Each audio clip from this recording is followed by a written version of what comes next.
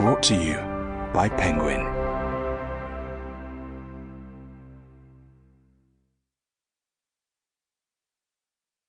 Too Late to Awaken by Slavoj Žižek.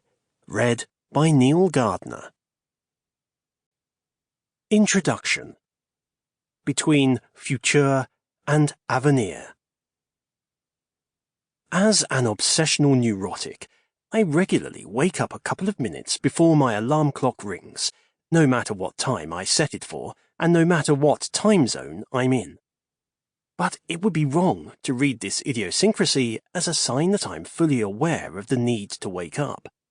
It's more that I do it to avoid the traumatic experience of being woken. Why? The Apostle Paul characterized his own time in a way that seems to fit our present moment perfectly.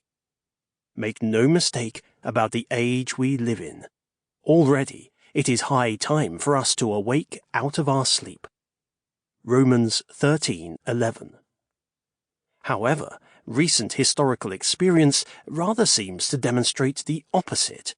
There is no right moment to awaken.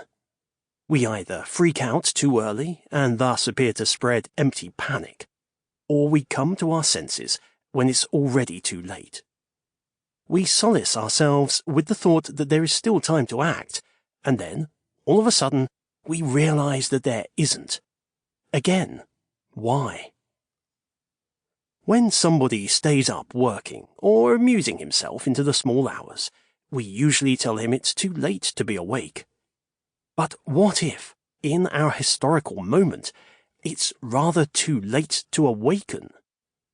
We hear all the time that it's 5 minutes, or 1 minute, or even 10 seconds to noon, to global doomsday, so now is our last chance to avert disaster.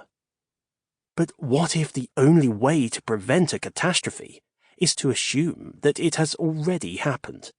That we're already 5 minutes past 0 hour. So what lies ahead when there is no future?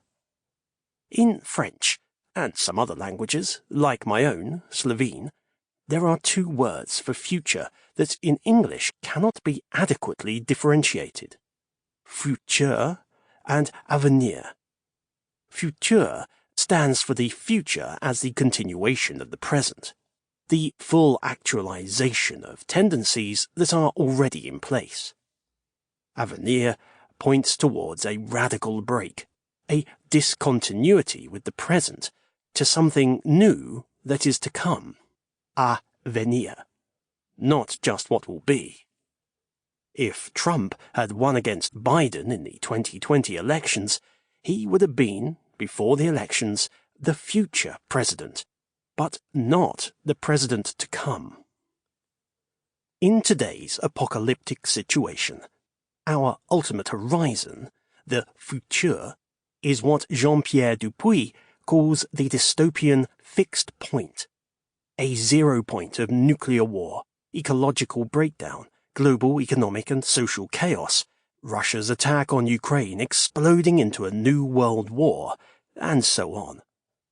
Even if it is indefinitely postponed, this 0 point is the attractor towards which our reality, left to itself, will tend. The way to combat this future catastrophe is through acts that interrupt our drift towards the fixed point. We can see here how ambiguous the Sex Pistols' "No Future" chant really is.